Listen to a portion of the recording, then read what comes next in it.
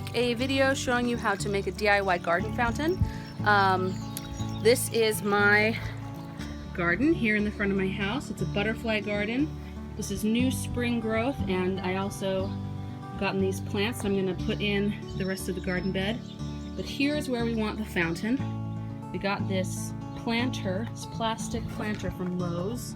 It's 27 inch by 7 inch, 9-gallon garden planter. I traced around the outside. I dug down, I removed the mulch, dug down, got it to the level that I want, leveled it out, and we want this lip for the mulch to just come up to this lip here. Alright, the next step is to cut this wire mesh. This is what is going to hold the gravel and rocks from falling into the bottom of the dish. So I have this pretty fine but sturdy wire mesh that I just had laying around the house, and I traced the outside of the dish and the inside of the dish with a Sharpie. I'm going to cut around the outside with some clippers and then bend, and then make little cuts like this and bend this part down to make a bit of a lip. Alright, we're back here at the front of the house, and we've been painstakingly choosing the rest of the design objects for our fountain. Okay, so we dug our hole, we moved the milkweed that was located here behind the hole. We put some pea gravel there on the bottom of that hole to level out and support the dish here. You can also see that I got all of the rest of my plants put in and planted in my garden. We went down to our creek that's a few blocks from our house, and we scavenged out some of these big nice rocks, and this is what we are going to use to create the feature for the fountain. Alright, so we've constructed this structure to hold the weight of the second tier. We've got some bricks, spare bricks we had lying around down there to support the weight of the rocks that are going to go on top of it. There's the wire mesh that I cut. The pump is down there with the pump tube coming out of this little hole. There is the cord for the pump coming out. It's going to go to the plug. And then we constructed this base that's really super sturdy because it's going to hold, I don't know, probably 100 pounds of the weight of the rocks. So got it all leveled up, and then the next tier is going to have this plastic dish that I bought at Lowe's. This was like the, what do you call this, the bottom part of a, when you buy two planters together. This is like, okay, can you put that on there to show? So this dish is going to be the base of the second tier of the fountain. Go on like that, and then these big heavy river rocks that we got out of the creek are going to be arranged in some kind of configuration, and we'll come back when we have that set up.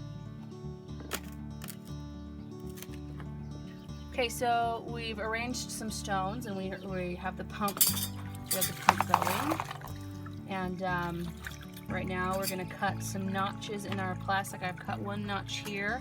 We're going to cut another notch for the water to run down, so we just have this hacksaw, and it does a pretty good job. So I'm just eyeballing this.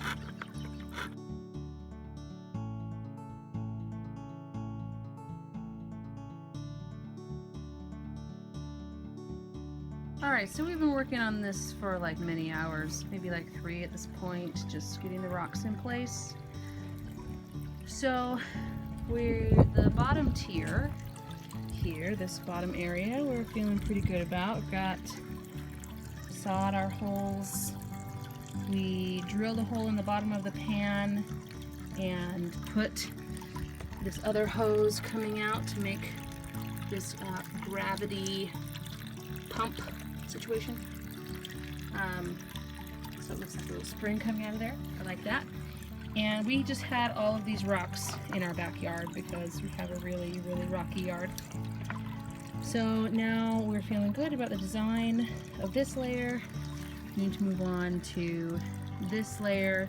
and figuring out how to adhere this tube to the back of the rock. I'm thinking about some kind of configuration like this, so it comes over the front of the rock and spills down. But we've got to figure out how to stick that tube back there so that it looks like that. Okay, so we've decided we're going to use this, what's it called? Hammer drill. This hammer drill to drill a hole in the back of this rock, about like right there-ish. And then we're going to stick a screw in the hole or something, and then use that as an anchor on which to stick our tube. See if it works.